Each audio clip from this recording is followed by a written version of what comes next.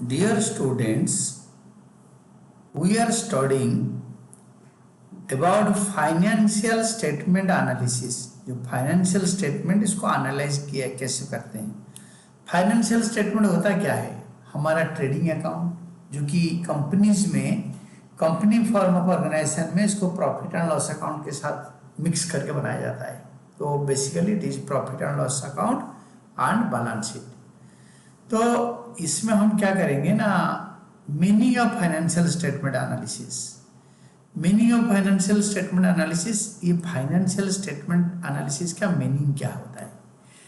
Analysis of a financial statement is a systematic process of analysing the financial information in the financial statements to understand and take economic decisions.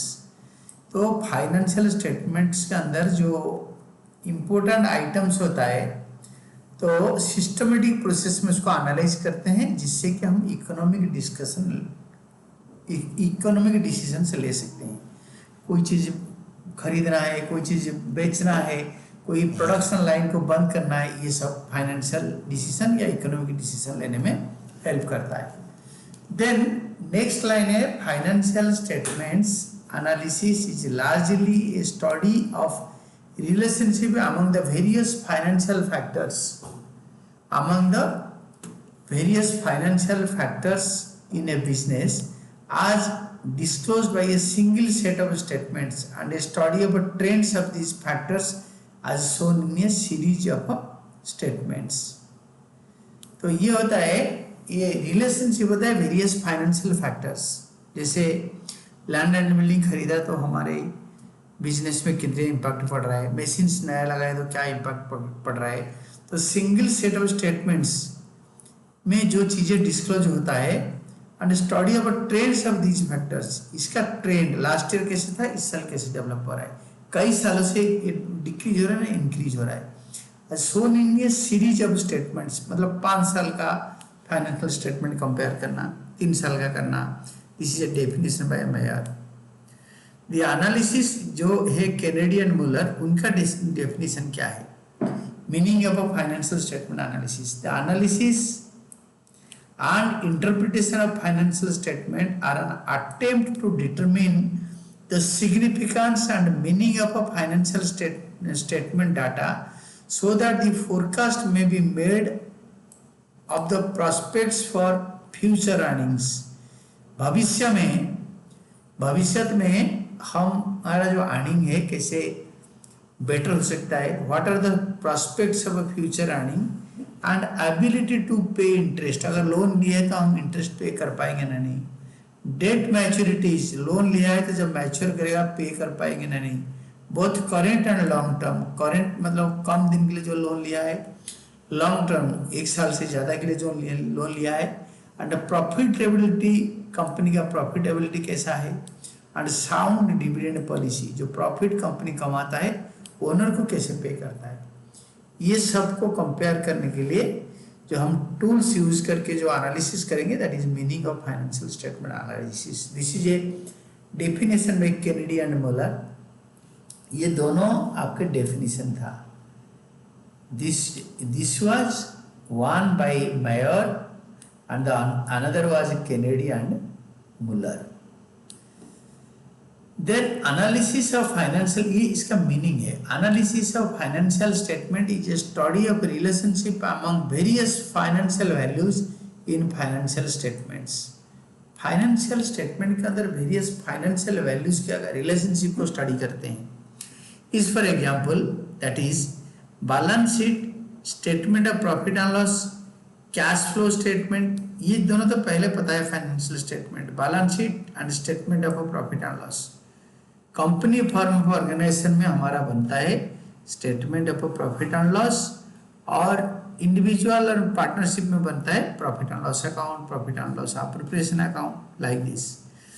And cash flow statement, ये तीनों, the data given in the financial statement is divided or broken into simple and valuable elements, and relationships are established between the interdependent or related elements of the same statement of different और different financial statements. इस मतलब financial statement में जो different values होता है उसको we broke into simple parts, छोटे छोटे करके पार्ट्स में होता है, उसको टोटल कैलकुलेशन करके प्रॉफिट निकलता है। वो जो पार्ट्स में जो टर्म्स दिया होता है उसको रिलेट करना है और रिलेट करके इसको कंपेयर करना है। और कभी कभी सेम स्टेटमेंट, एक ही स्टेटमेंट के अंदर वेजेस और सैलरी को कंपेयर करना है। और डिफरेंट फाइनेंशियल स्टेटमेंट्स मतलब हमारे कंपनी का दूसरी कंपनी के साथ, हमारी कंपनी का इस साल का लास्ट 5 साल के साथ या लास्ट 3 साल के साथ कंपेयर करेंगे। This process of division, establishing relationships and interpretation thereof to understand the working and financial position of a business is known as analysis of financial statements। मतलब ये प्रोसेस ऑफ डिवीजन, इसको divide करना, establishing relationship, इन लोगों के बीच में relationship establish करना, and interpretation thereof, इसको interpret करना, मतलब बताना कि इसमें ये प्रॉब्लम हो रहा है। ये जो वर्किंग प्रोसीजर है उसको बोलते हैं analysis of financial statement. The term financial statement includes both analysis and interpretation. Financial analysis दो चीजें होता है, एक होता है एनालिसिस, दूसरा होता है interpretation. Analysis is concern with the simplification of financial data. Analysis में फाइनेंशियल डाटा को सिंप्लीफाई करेंगे given in the financial statements by proper classification। Analysis में डाटा को क्लासीफाई करके इसको सिंप्लीफाई करेंगे, सिंप्लीफाई करके इसको क्लासीफाई करेंगे, एनालिसिस है ये। और interpretation is concern with explaining the meaning and significance of the financial data. इसका मीनिंग क्या है, ये जो फाइनेंशियल डाटा का, और इसका सिग्निफिकेंस क्या है बिजनेस में। तो एनालिसिस एंड इंटरप्रिटेशन दो अलग अलग चीजें हो गया। The two terms are complementary to each other, ये दोनों को एक दूसरे को कॉम्प्लीमेंट्री है।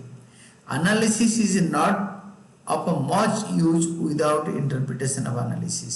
हम खाली एनालिसिस करने में क्या हुआ, कोई यूज नहीं है अनलेस उसको हम इंटरप्रेट करते हैं, उसको बताते हैं कि व्हाट इट मीन्स, ये एनालिसिस का मतलब क्या है। अगर इसको इंटरप्रेट नहीं करते हैं तो ये एनालिसिस का मीनिंग ही नहीं बनाता। Financial statement analysis provides information about liquidity, हम अपना शॉर्ट टर्म लायबिलिटीज को पे कर पाएंगे ना नहीं, लॉन्ग टर्म सॉल्वेंसी, जो लॉन्ग टर्म लोन लिए हैं उसको पे कर पाएंगे ना नहीं, और लॉन्ग टर्म सॉल्वेंसी, आगे बिजनेस आगे जाकर सॉल्वेंट रहेगा ना इंसॉल्वेंट हो जाएगा, हम पर बड़े वाले उधारी बैंक लोन वगैरह पे कर पाएंगे ना नहीं। Operating efficiency, business efficiently operate कर रहा है नहीं, whether it is operating efficiently or inefficiently. Profitability of the business, business बढ़िया प्रॉफिट कमा रहा है या it is struggling to stay back. Then financial statement analysis is undertaken by creditors। ये जो फाइनेंशियल स्टेटमेंट एनालिसिस कौन कौन करता है, क्रेडिटर करते हैं, इन्वेस्टर्स करते हैं, and other users of financial statements to assess creditworthiness. हमारा बिजनेस का क्रेडिट वर्दीनेस कितना है, हमें कोई फाइनेंस करेगा ना नहीं। फाइनेंशियल साउंडनेस, हमारा बिजनेस फाइनेंशियल साउंड है या अनसाउंड है, हम हमारा उधारी पे कर पाएंगे या नहीं कर पाएंगे। Earning potential of the business, business का अर्निंग पोटेंशियल कैसा है, कितना कमाते हैं और कितने कमाते हैं और कैसे कमा सकते हैं, एंड व्हाट इज द मतलब अमाउंट ऑफ अर्निंग, कितने कमा सकते हैं। तो टूल्स और techniques of financial statement analysis, tools और टेक्निक्स, टूल्स क्या होता है, मशीन, छोटे छोटे मशीन को टूल्स बोलते हैं। Analysis of financial statements involves analysis and interpretation of financial statements. Financial statements को एनालाइज करेंगे और इंटरप्रेट करेंगे, और फॉर दिस ये नंबर ऑफ टूल्स और टेक्निक्स, टूल्स मतलब मशीन्स, यहाँ पे अकाउंट्स में थ्योरी में आपको क्या मैसेज मिलेगा, ये मेथड्स होते हैं, टूल्स और techniques have been developed by financial experts. ये फाइनेंशियल एक्सपर्ट्स कुछ टेक्निक डेवलप कर रखे हैं, छोटे छोटे टूल्स डेवलप कर रखे हैं। Commonly use tools for financial statement analysis are, जो कॉमनली जिसको हम यूज करते हैं वो क्या होता है ना, एक होता है comparative statements, comparative statements, common size statements, ratio analysis, ये आगे आगे आता जाएगा, मैं समझाता जाऊंगा आपको। सबसे पहला टूल होता है कंपैरेटिव स्टेटमेंट। कंपैरेटिव स्टेटमेंट्स और comparative financial statements mean a comparative study of individual items or compound components of a financial statements is, for example, balance sheet and statement of a profit and loss of 2 or more years of the enterprise itself. 2 or more years, 1 या 2 साल के अंदर में जो होता है, 1 और 2 साल के 2 or more years, 2 or more years के को कंपेयर करने के लिए 3 साल के लिए, 4 साल के लिए बैलेंस शीट और प्रॉफिट एंड लॉस अकाउंट को कंपेयर करेंगे। हमारे ऑर्गेनाइजेशन का बैलेंस शीट को 2 साल का कंपेयर करेंगे, इस साल सेल्स बढ़ा या घटा, या बैलेंस शीट आइटम हो गया जैसे शेयर कैपिटल हम इशू कर दिया, बढ़ा या घटा, मशीनरी बढ़ा या घटा है, तो प्रॉफिट बढ़ा या घटा है, इनकम टैक्स पेमेंट बढ़ा या घटा है, इस टाइप का। तो 2 साल का या ज़्यादा 3, 4, 5, 10 साल का कंपेयर करेंगे, that is called comparative statements. और ये 2 होता है, एक होता है इनकम स्टेटमेंट यानी प्रॉफिट एंड लॉस अकाउंट, और दूसरा होता है balance sheet statement. Then in comparative statements amounts of 2 और more years are placed side by side.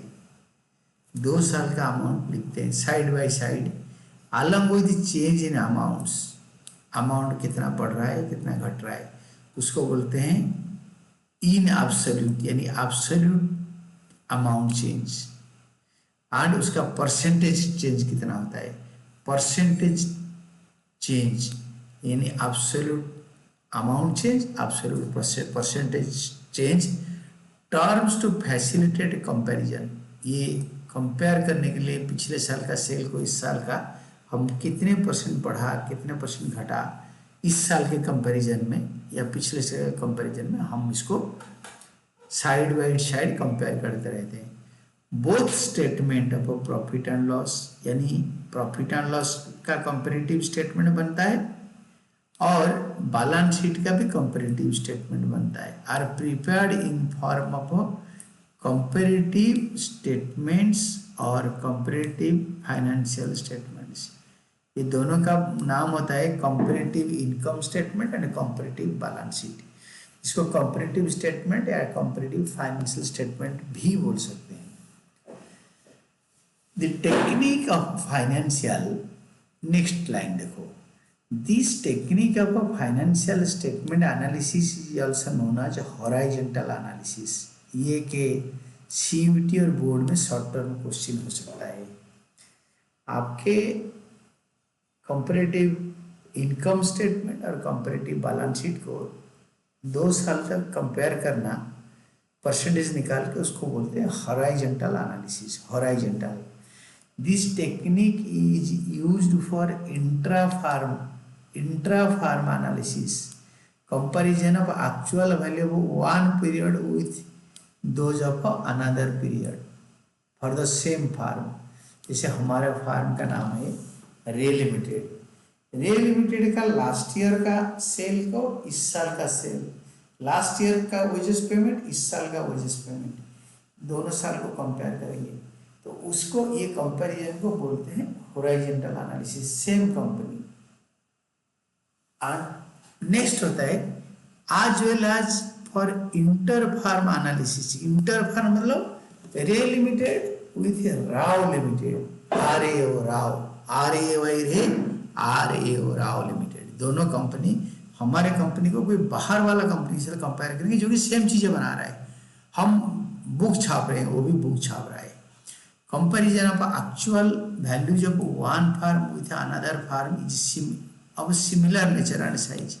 हमारा बिजनेस जितना बड़ा है उसका बिजनेस राव का उतना बड़ा बिजनेस हो, रे का जितना बड़ा है, और दोनों equal amount of capital invest कर रखे होंगे। अगर हमारे छोटा फार्म है बहुत बड़े फार्म को कंपेयर करेंगे, तो हमारा बड़ा है, हमारा कोई 110 साइज का फार्म के साथ कंपेयर करेंगे, वो कंपेरिजन का कोई मतलब नहीं बनता है। तो हॉरिजॉन्टल एनालिसिस में क्या होता है, एक साल से दूसरे साल या तीसरी साल के साथ कंपेयर करते हैं सेम ऑर्गेनाइजेशन में। या हॉरिजॉन्टल एनालिसिस वो भी होता है हमारे फार्म को दूसरे एक फार्म या दूसरे 10 फार्म के साथ कंपेयर करेंगे, या मोर देन वन फार्म के साथ कंपेयर करेंगे आउटसाइड द बिजनेस। अपना बिजनेस रे limited, Rao limited, Roy limited, इसे 5-6 बिजनेस के साथ कंपेयर करेंगे। देन ये था एक फाइनेंशियल टूल था कंपैरेटिव स्टेटमेंट्स। फिर दूसरा होता है कॉमन साइज स्टेटमेंट। ये दूसरा स्टेटमेंट जो टूल है वो कॉमन साइज स्टेटमेंट, ये कि फाइनेंशियल स्टेटमेंट एनालिसिस का टूल है, मशीन है जिसमें हम कंपेयर कर सकते हैं। तो इसमें कॉमन साइज स्टेटमेंट्स और common size financial statements mean statements in which individual items of a financial statements of 2 or more years are placed side by side and thereafter converted into percentage taking a common base। 2 साल का item financial statement का मतलब profit and loss account and balance sheet का, दोनों side का item side by side रखते हैं। जैसे असेट्स ऑफ 2018-2019, लाइबिलिटी ऑफ 2018-2019, और ये टोटल को 100 लेकर परसेंटेज निकालते हैं सबका कॉमन बेस लेकर। तो इसका क्वेश्चन हम नेक्स्ट चैप्टर में प्रैक्टिकल भर भर के करेंगे, आपको बढ़िया समझ में आएगा। अभी थ्योरी कोशिश करो समझने के लिए। Common base taken is total assets or total equity and liabilities, total assets or total equity or liabilities. In the case of a common size balance sheet and revenue from operations, balance sheet and revenue from operations in case of a common size statement of profit and loss। balance sheet में हम total लेते हैं, asset का total जो है या liability और capital का टोटल वही है। एसेट का टोटल 10 करोड़ है तो लाइबिलिटी कैपिटल मिला के 10 करोड़, उसको 100 लेते हैं। और इनकम स्टेटमेंट में revenue from operations, basic language में statement of profit and loss में बेस लेते हैं रेवेन्यू फ्रॉम ऑपरेशंस, सेल्स को बेस लेते हैं। In common size balance sheet total assets or total equity and liability is taken as 100 and all amounts are expressed as a percentage of total। यानी plant and machinery by total assets, plant and machinery का amount suppose 2 crore है, total amount of assets 10 crore है into 100, क्योंकि हम total asset को 10 करोड़ को 100 लिया, तो plant and machinery 2 crore 10 crore का कितना परसेंटेज होता है? 20%। 2 by 10 into 100, 20%।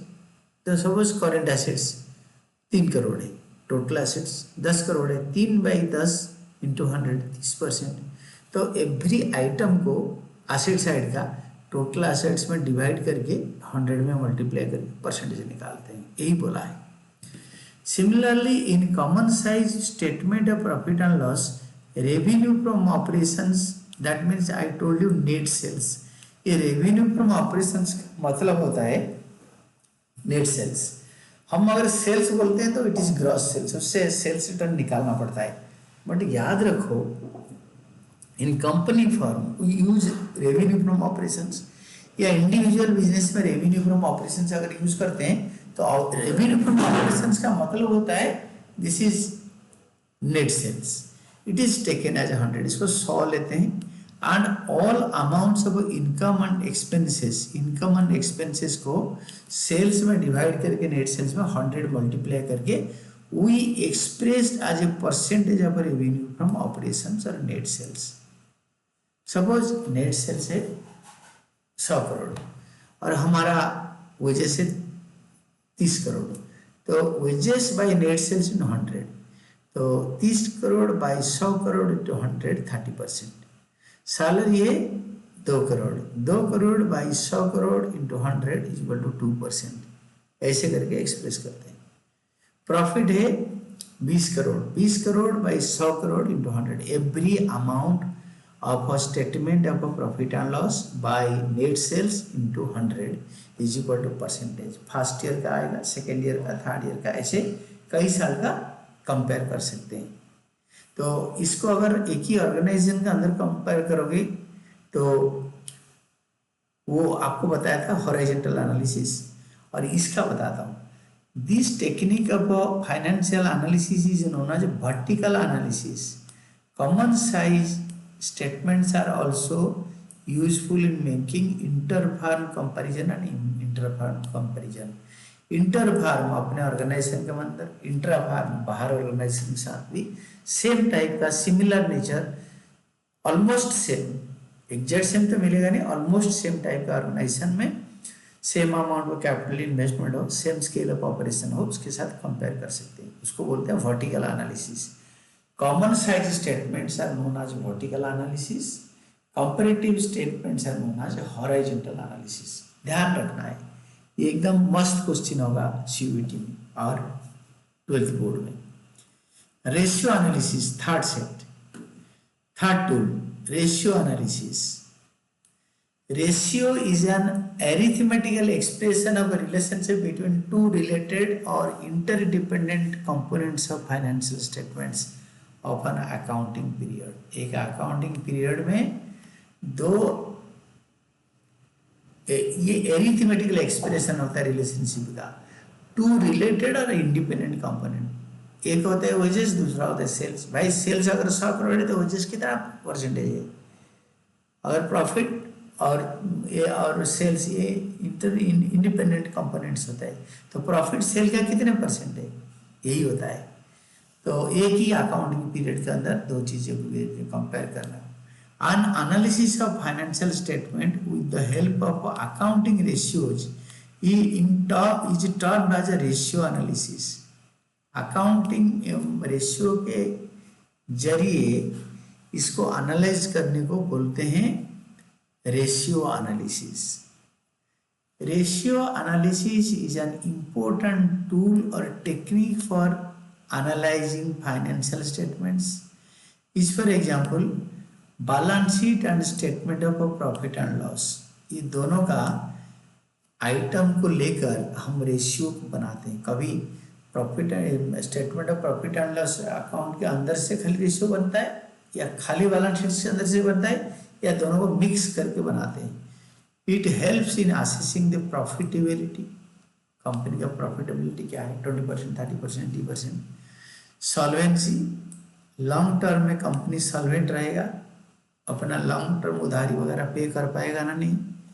लिक्विडिटी, अपना उधारी शॉर्ट टर्म और लॉन्ग टर्म बोथ पे कर पाएगा ना नहीं।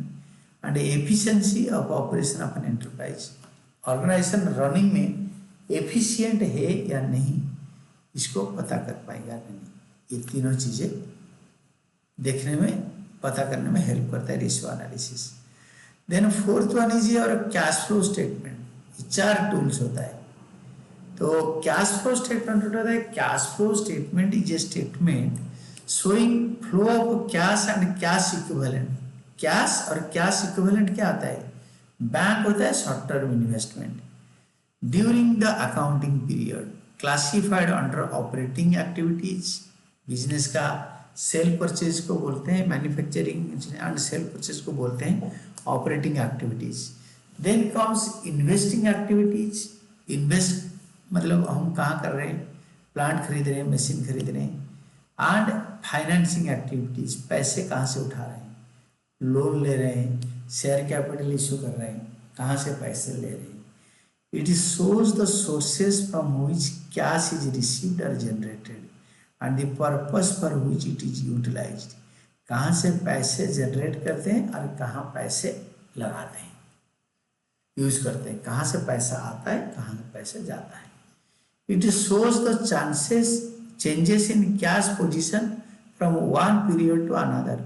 एक पीरियड में कैश फ्लो दूसरे पीरियड के कैश फ्लो के साथ कंपेयर करके हम पता कर सकते हैं।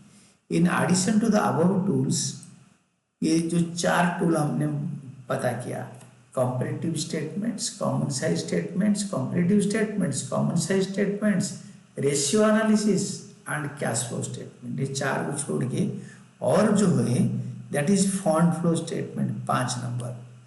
छठा नंबर ट्रेंड परसेंटेजेस या trend analysis. Trend percentages are also tools of financial statements, since they are not in syllabus they have not been discussed. ये दोनों हमारे सिलेबस में है नहीं, बट आप इसको याद रख लो, ये क्वेश्चन में आ सकता है। Funds flow statement and trend percentages या इसको बोलते हैं ट्रेंड परसेंटेजेस या trend analysis. Types of financial statement analysis. Types of financial statement analysis. Financial statement analysis कितने टाइप का होता है? Financial statement analysis can be classified into 4 categories. Category 1 external internal analysis. मैं आपको एक एक करके सारे अच्छी तरह अभी समझाऊंगा।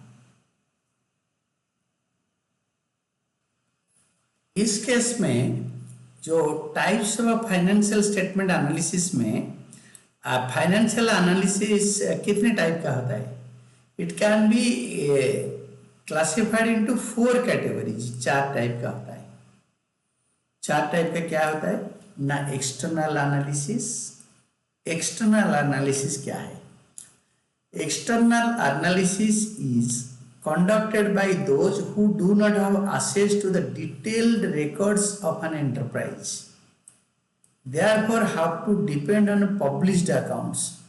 जो हमारा बिजनेस का जो अकाउंट्स पब्लिश होता है न्यूज़पेपर में, इलेक्ट्रॉनिक मीडिया में या प्रिंटेड फॉर्म में, जो statement of profit and loss, balance sheet और डायरेक्टर्स एंड ऑडिटर्स रिपोर्ट वगैरह, उसी से वो लोग एनालाइज करते हैं। Such type of analysis is made by investors. जो हमारे बिजनेस में पैसे लगाएंगे वो एक्सटर्नल एनालिसिस करेंगे।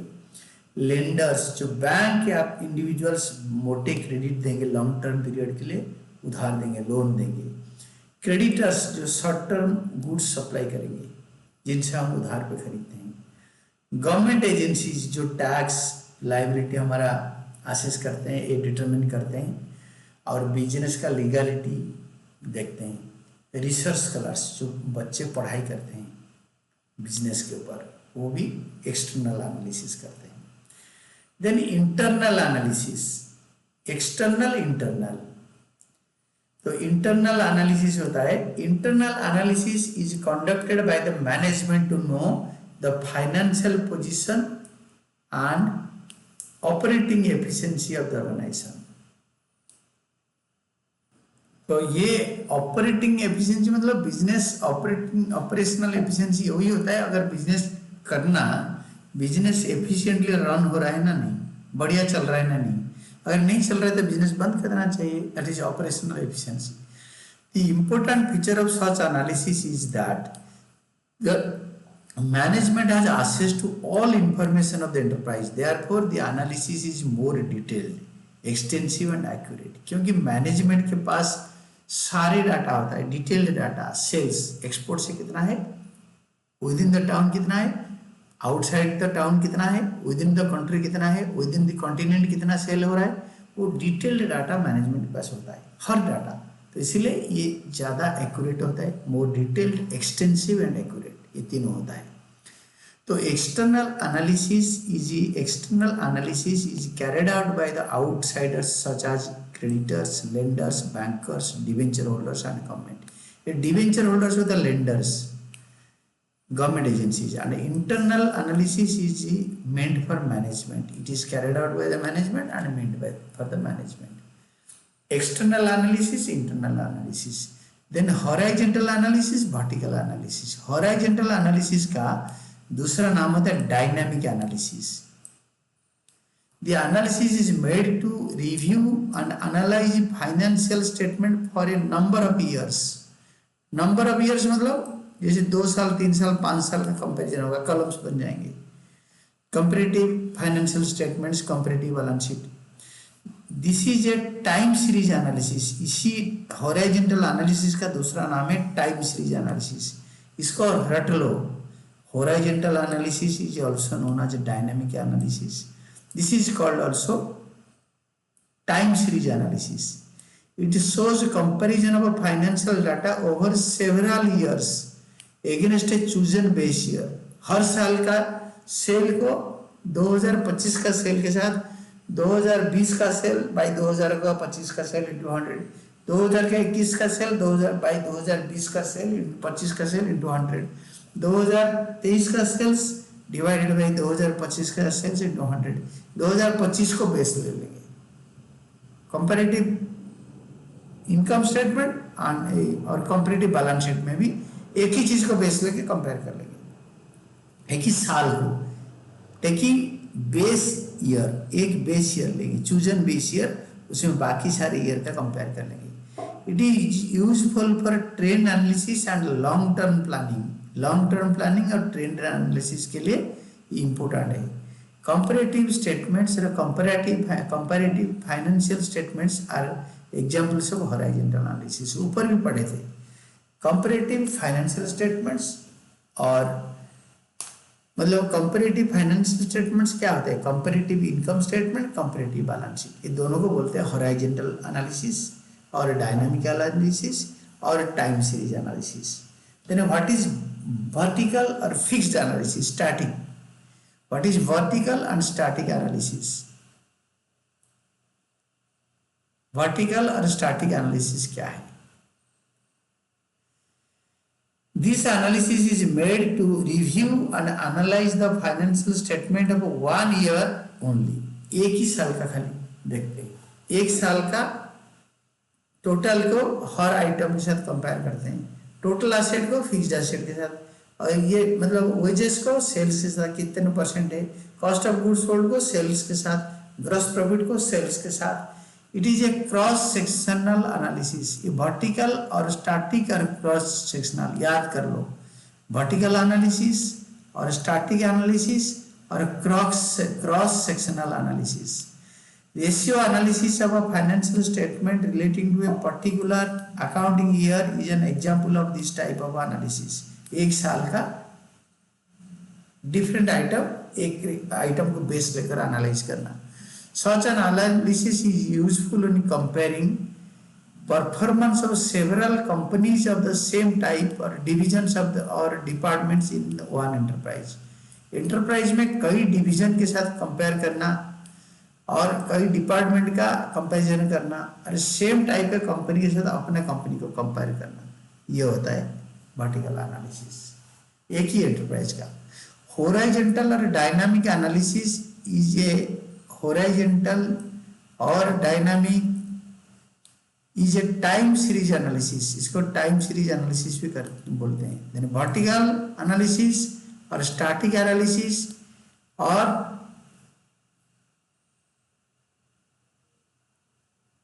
वर्टिकल एनालिसिस, स्टैटिक एनालिसिस और एक उसका नाम होता है क्रॉस सेक्शनल एनालिसिस। इसको याद करो इसके साथ, वर्टिकल और स्टैटिक के साथ क्रॉस सेक्शनल एनालिसिस, ये तीनों एक ही होता है।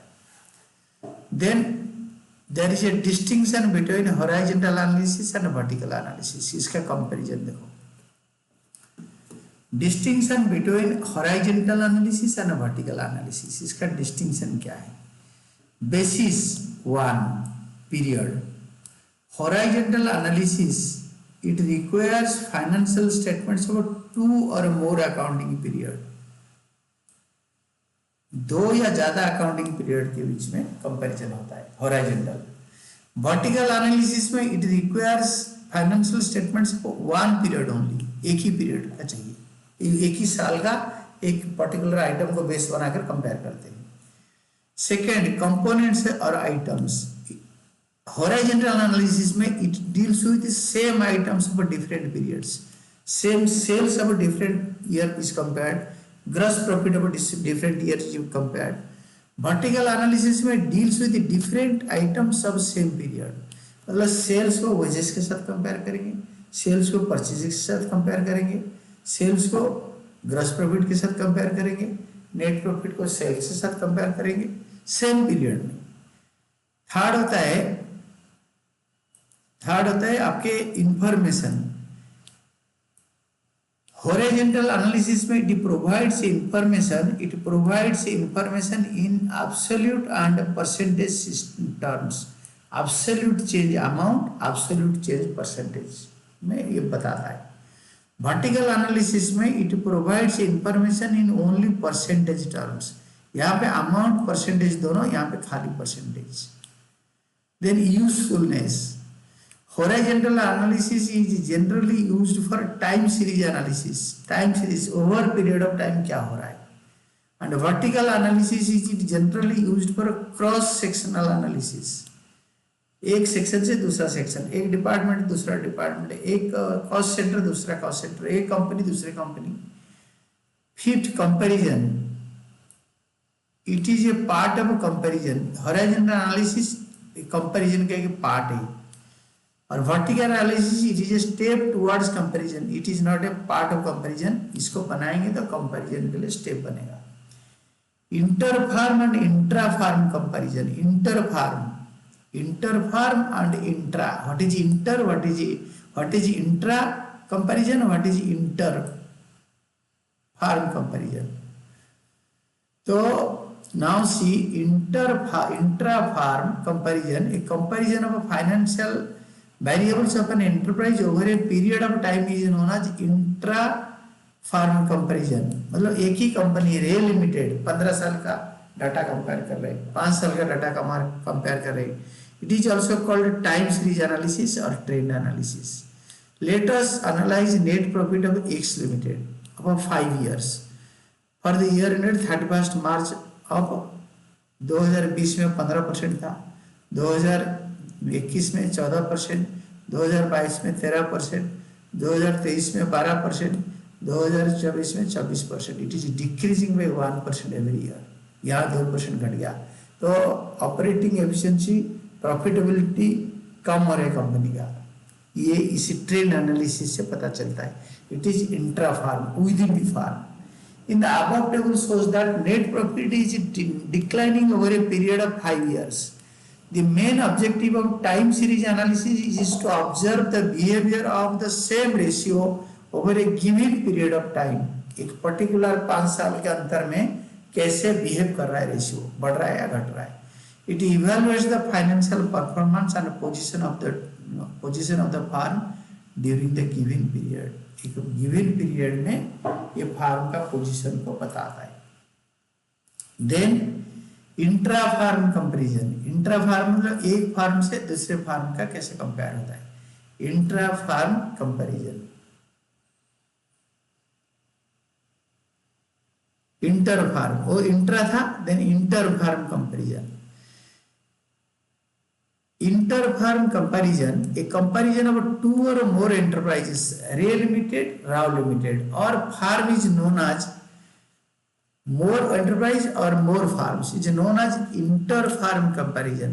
It comprises financial variables of 2 or more enterprises or firms to determine their competitive position.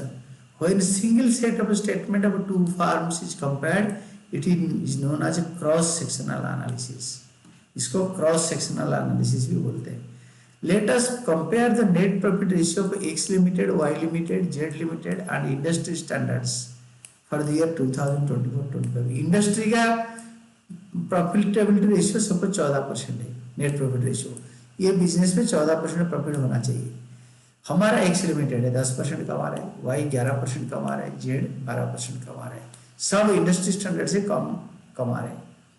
Above table indicates that Z Limited is better placed in terms of net profit ratio in comparison to that of X Limited, Y Limited. X Limited और Y Limited से Z Limited थोड़ा better कर रहा है, better कर रहा है Z Limited, और इंडस्ट्री स्टैंडर्ड्स के हिसाब से Z Limited बेटर कर रहा है, बट इंडस्ट्री स्टैंडर्ड के हिसाब से नहीं कर पा रहा है। इंडस्ट्री का स्टैंडर्ड प्रॉफिट मार्जिन है 14%, ये तीनों कम कर रहे हैं। Z is better and X is worse, Y is medium performance है इनका। The main objective of a cross-sectional analysis is to ascertain the relative position of the business in the industry by highlighting weak areas, if any, and taking corrective action.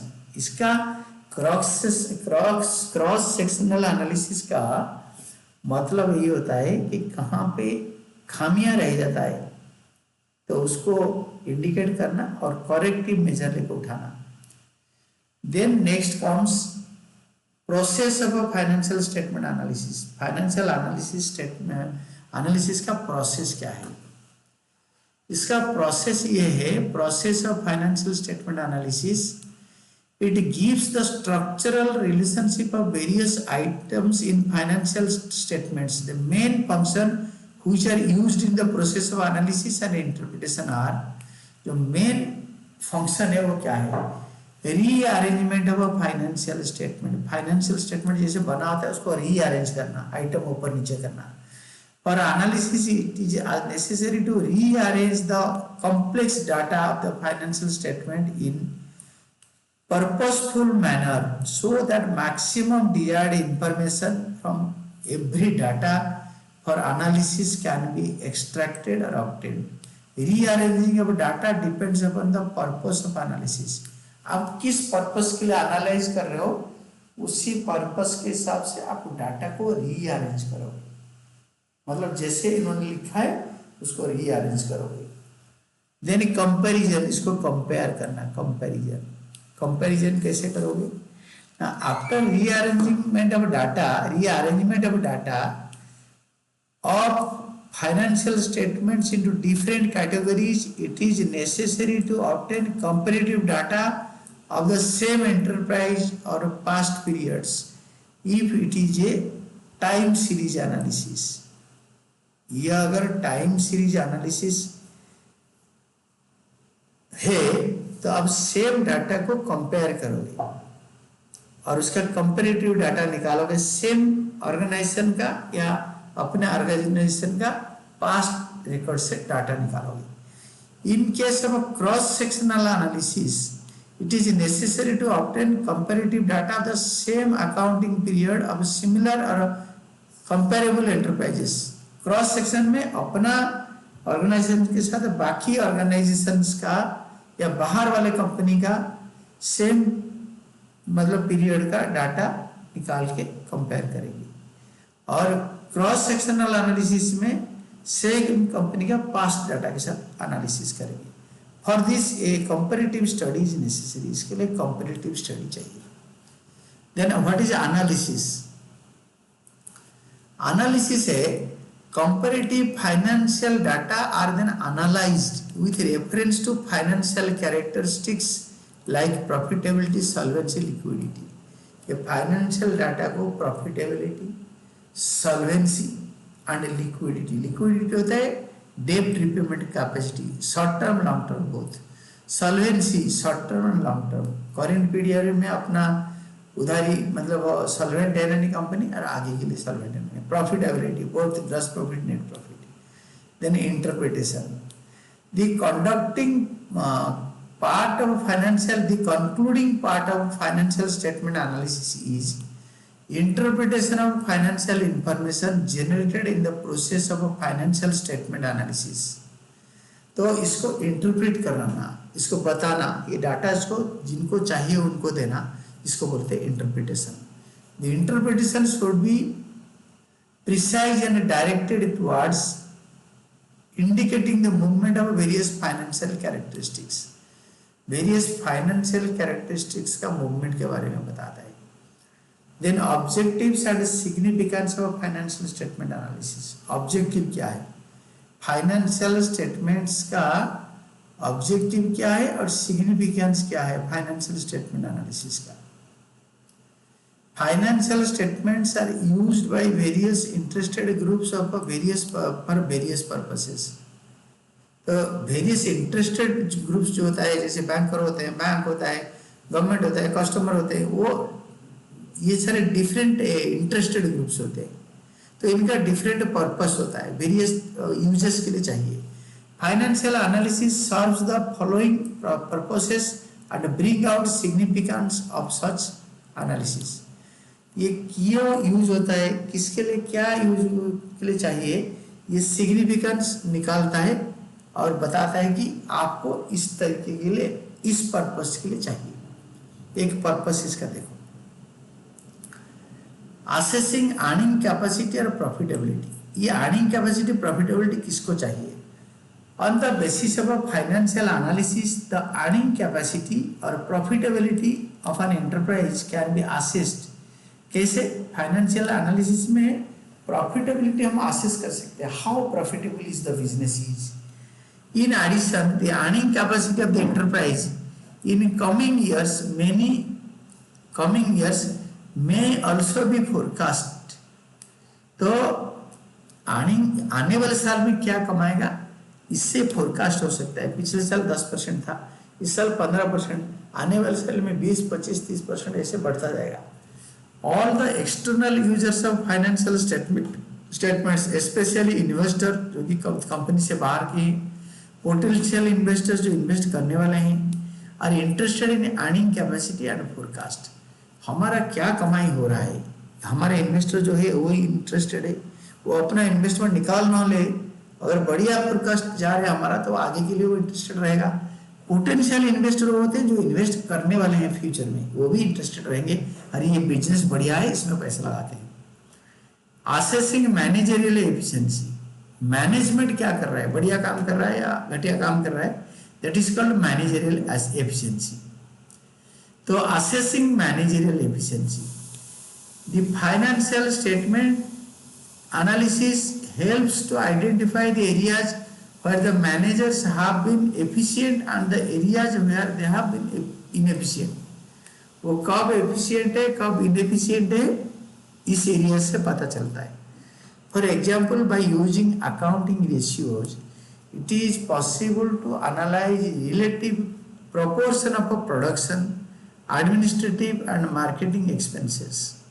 तो production expenses, administrative expenses and marketing expenses, इससे पता चलता है accounting ratio से। Any favourable or unfavourable variation can be identified and reasons thereof can be ascertained to point out managerial efficiency or inefficiency. अगर administrative खर्चा ratio बढ़े जा रहा है, मार्केटिंग एक्सपेंसेस बढ़े जा रहे हैं, प्रोडक्शन एक्सपेंसेस घटे जा रहे हैं, तो हमें पता चलेगा ये क्यों बढ़ रहा है, क्यों घट रहा है। तो हम आइडेंटिफाई कर सकते हैं कि मैनेजमेंट, प्रोडक्शन मैनेजर इनएफिशिएंट है या एफिशिएंट है, एडमिनिस्ट्रेटिव मैनेजर और marketing manager whether they are working efficient और नॉन एफिशिएंटली। तो मैनेजरियल एफिशिएंसी से पता चलता है। असेसिंग शॉर्ट टर्म और long term solvency of the enterprise. ये शॉर्ट टर्म और लॉन्ग टर्म सॉल्वेंसी क्या होता है? Long term and short term solvency of an enterprise can be assessed on the basis of financial statement analysis. कैसे? Creditors or suppliers are interested to know short term solvency or liquidity of the enterprise. Short term पे interested क्यों होते हैं? Its ability to meet short term liabilities. क्योंकि creditor हमें less than a year के लिए उधार देते हैं, बोलते हैं सामान ले लो, इसके पैसे दे देना 1 साल के अंदर। वो ध्यान देते हैं कि यार जल्दी पैसे दे पाएगा नहीं, अगर ये देगा नहीं तो हम ये सामान देंगे नहीं, उधार पे गुड्स नहीं देंगे। देन डिवेंचर्स तो लॉन्ग टर्म होता है। Debenture holders and lenders, banks वगैरह are interested to know the long term and short term solvency of the enterprise. Short term में इंटरेस्ट लेते हैं, लॉन्ग टर्म में capital repayment. To assess the ability of the company to pay principal, long term में principal वापस करते हैं इनको, and short term में and amount of interest there, short term में इंटरेस्ट पे करते हैं। तो उनको दोनों सॉल्वेंसी चाहिए, short term and long term both.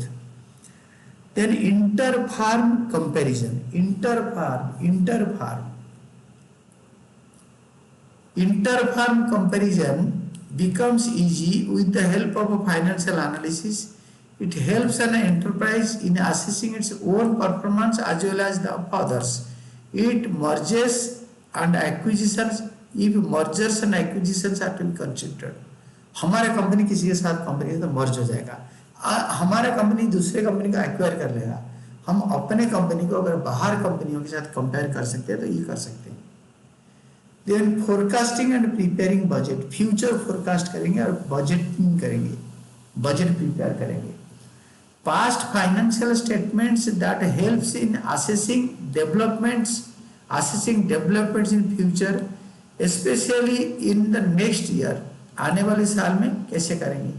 For example, given a certain investment it may be possible to forecast the next year's profits on the basis of a earning capacity shown in the past। जो past years में जो earning capacity दिखाया गया है उसी के ऊपर base करके हम फोरकास्ट कर सकते हैं कि आने वाले साल में क्या प्रॉफिट होगा और बजट उसी अकॉर्डिंगली बनाएंगे। An analysis thus helps us in forecasting and preparing budgets। अगर हम एनालिसिस ठीक से कर पाएंगे तो हम बजट फोरकास्ट भी ठीक से कर पाएंगे। एक्सप्लेनेबल एंड अंडरस्टैंडेबल, ये फाइनेंशियल स्टेटमेंट एक्सप्लेनेबल होना चाहिए और अंडरस्टैंडेबल भी होना चाहिए। Financial statements helps the users of the financial statements to understand and complicated matter in a simplified manner। complicated manner मतलब difficult manner को आगे सिंपल तरीके में समझा सकते हैं, इसको ये फाइनेंशियल स्टेटमेंट समझा सकता है। Financial data can be made more comparable comprehensive by charts, graphs, diagrams which can be easily explained and understood। अगर हम ये फाइनेंशियल स्टेटमेंट को चार्ट बनाएंगे, ग्राफ में प्रेजेंट करेंगे, डायग्राम बनाएंगे तो इजीली समझ सकते हैं लोग। यूजेस ऑफ फाइनेंशियल स्टेटमेंट्स, इसको कैसे इसका यूज होता है, what are the uses of financial statements.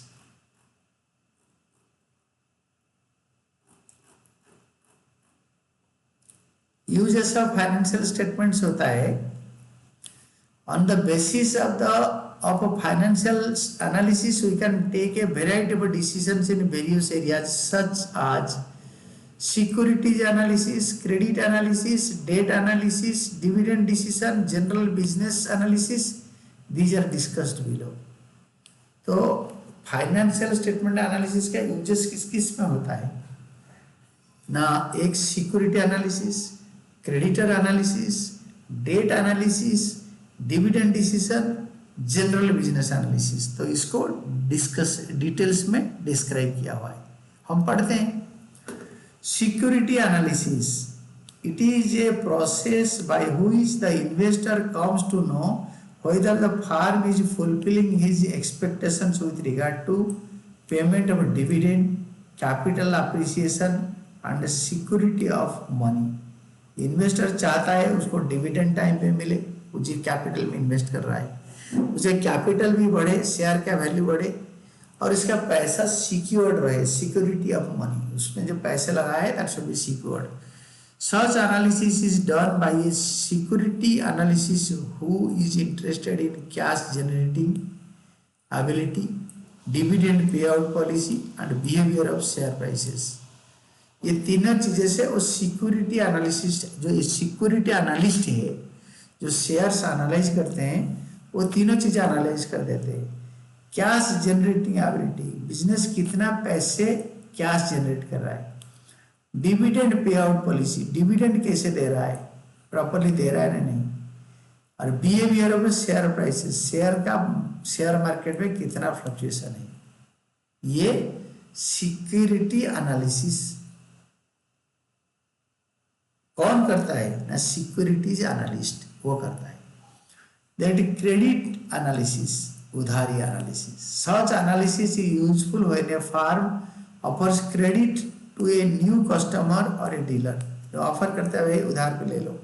The manager of the firm would like to know whether it allow or extend credit to them or not। ये हम अगर किसी को क्रेडिट में सामान देंगे, लेके बेच के हमें पैसे दो, तो वो इंटरेस्टेड होगा कि हमें कितने दिन उधार दे पाएंगे, लॉन्ग टर्म के लिए 6-7 महीने 60 साल के लिए दे पाएंगे ना नहीं, ना आज सामान देंगे कल पैसे लेने आ जाएंगे।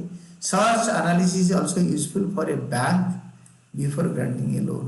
कोई बैंक हमें लोन दे रहा है वो भी क्रेडिट एनालिसिस करता है। Then debt analysis, such analysis is done by the firm to know its borrowing capacity. हमारा फार्म अपने आप खुद डेटा एनालिसिस करता है कि हमारा बोरोइंग एबिलिटी है ना नहीं। देन डिविडेंड डिसीजन, डिविडेंड मतलब जो लोगों ने हमारे कंपनी के शेयर में पैसे लगाए हैं उनको हम डिविडेंड दे पाएंगे नहीं, उसका decision, that is dividend decision. Financial analysis help the firm in deciding about the rate of dividend, कितने परसेंट डिविडेंड देंगे। किसने 100 रुपये लगाया रखा है उसको 20% देंगे, ये 3% देंगे, 80% डिविडेंड देंगे। The management would have to decide above how much portion of the earnings, about how much portion of the earnings to distribute and how much to retain। जैसे 100 रुपये लगा रखा है इन्वेस्टर, 90% प्रॉफिट हो गया तो मैनेजमेंट डिसाइड करेगा कि हम 40% डिविडेंड दे देंगे, 50% रखेंगे बिजनेस बढ़ाने के लिए, या 50% या 30% दे देंगे, बैलेंस जो प्रॉफिट का रखेंगे बिजनेस बढ़ाने के लिए। Such decision indicate the profitability of the farm and hence to some extent affect the behavior of share prices। अगर ज़्यादा डिविडेंड डिक्लेयर करोगे तो परसेंटेज में तो शेयर प्राइस बढ़ेगा, कम डिक्लेयर करोगे तो घटेगा, बिल्कुल नहीं डिक्लेयर करोगे तो हो सकता है कम हो जाए, इस टाइप का। General business analysis, general analysis क्या होता है? Financial analysis can be used to identify key profit drivers and business risks. Key profit drivers कौन से एलिमेंट प्रॉफिट बढ़ाता है एंड बिजनेस रिस्क कौन सा है, in order to assess the profit potential of the firm. Firm का profit potential निकालने के लिए हेल्प करता है। It helps in future growth scenarios of the firm, it helps in future growth scenarios of the farm.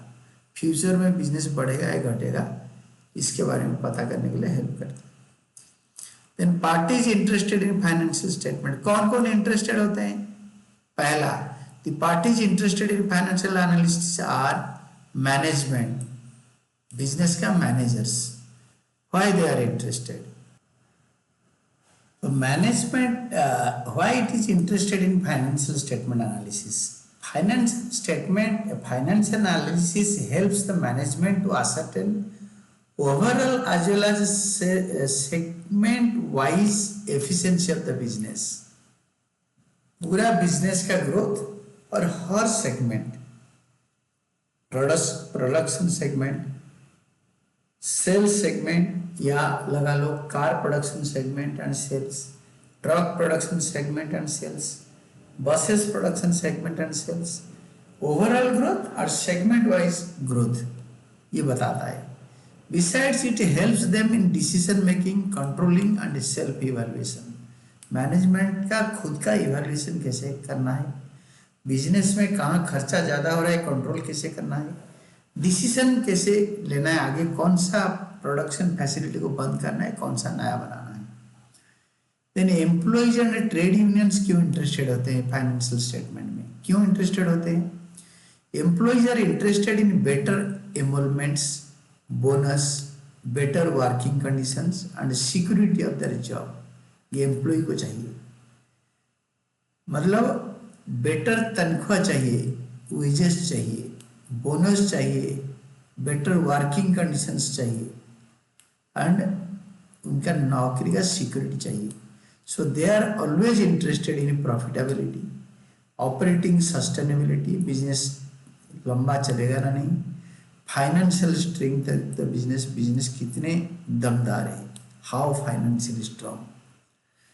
Trade unions are also, employ के लिए तो trade union होता है, trade union also interested in financial analysis because of the degree of profitability helps them in negotiating and entering into revised wage agreements with employers। अगर trade union को business का profitability के बारे में पता चलेगा तो वो मैनेजमेंट के साथ नेगोशिएशन करने के लिए, वेज नेगोशिएशन करने के लिए बैठ सकते हैं, बेटर तरीके से वेज नेगोशिएशन कर सकते हैं।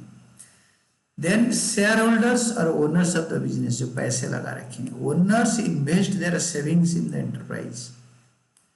Therefore they are interested in profitability, profit हो, सेफ्टी ऑफ दर इन्वेस्टमेंट, उनको प्रॉफिट मिले, उनका लगाया हुआ पैसा सेफ रहे. They would like to know whether the business is profitable, has growth potential and its progress is on expected lines. इसका जो बिजनेस का प्रोग्रेस वो ठीक लाइन पे चल रहा है. Growth potential of business helps in appreciation of their investment, उनका इन्वेस्टमेंट बढ़ने में हेल्प करता है.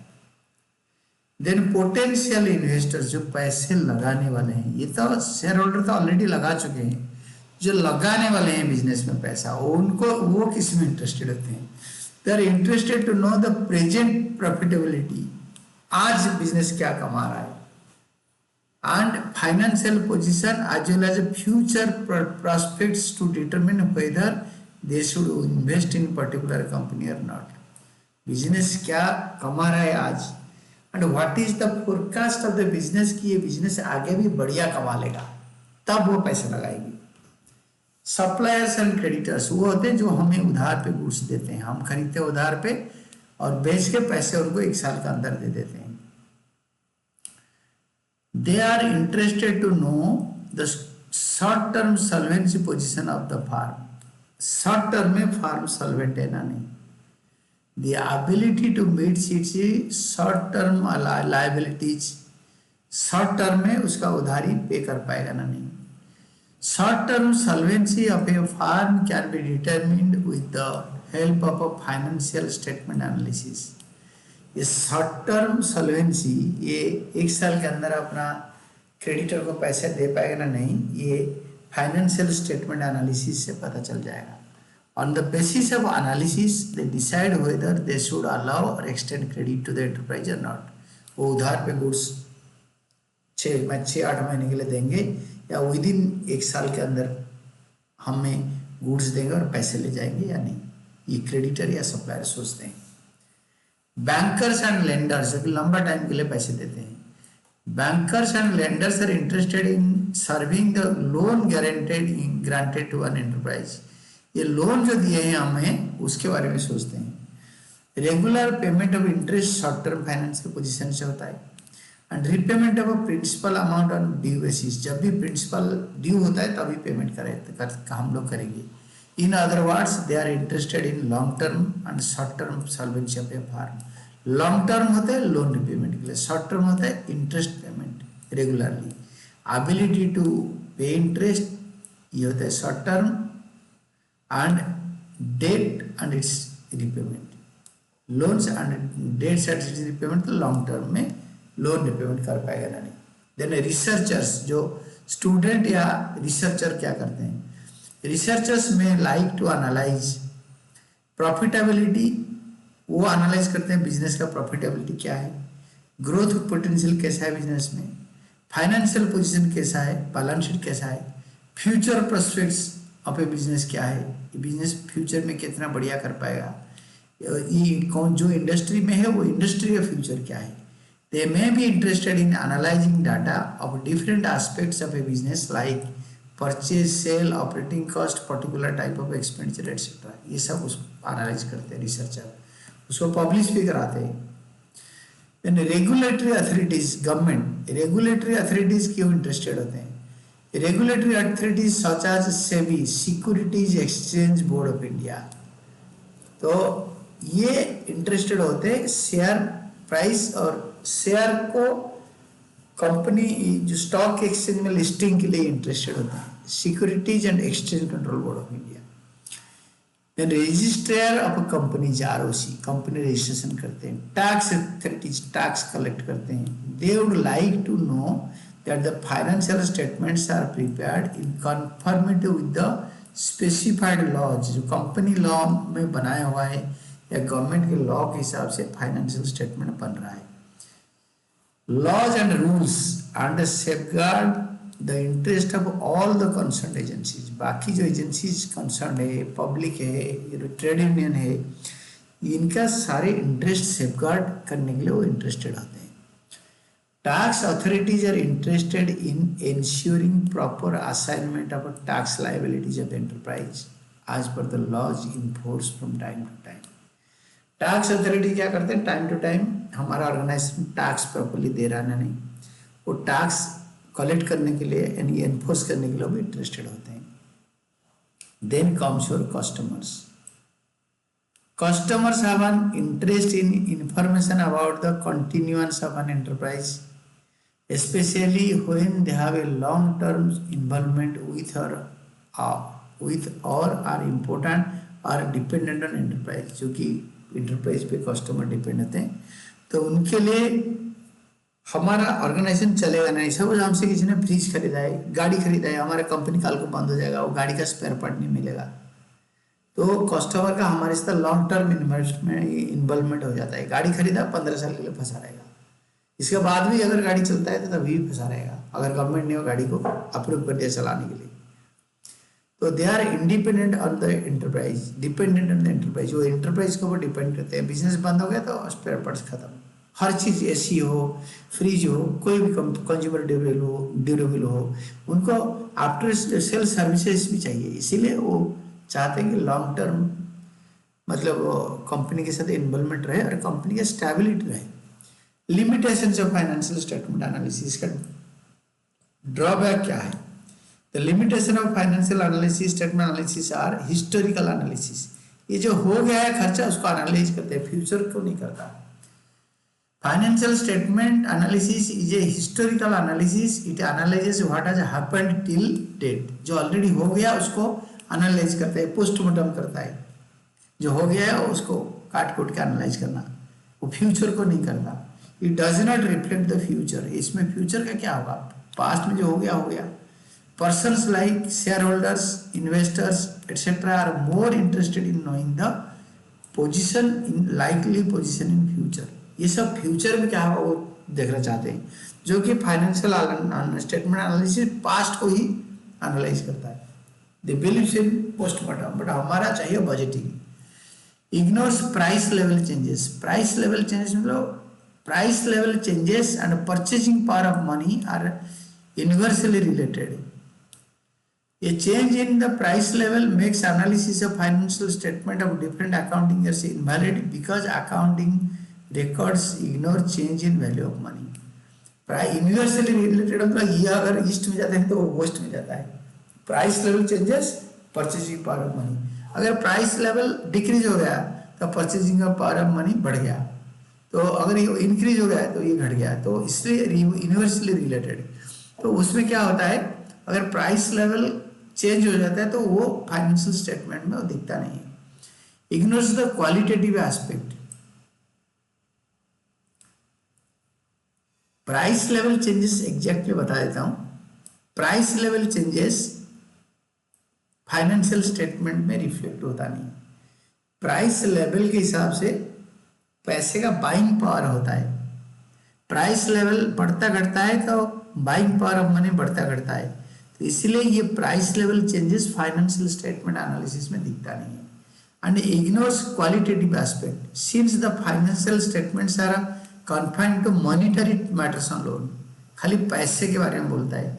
ये qualitative aspects like quality of management कितना बढ़िया है, क्वालिटी ऑफ स्टाफ में जो काम करने वाले कितने अच्छे हैं, पब्लिक रिलेशनशिप, पब्लिक के साथ कितना बढ़िया रिलेशन रखे हुए हैं. These are all ignored while carrying out analysis of financial statement.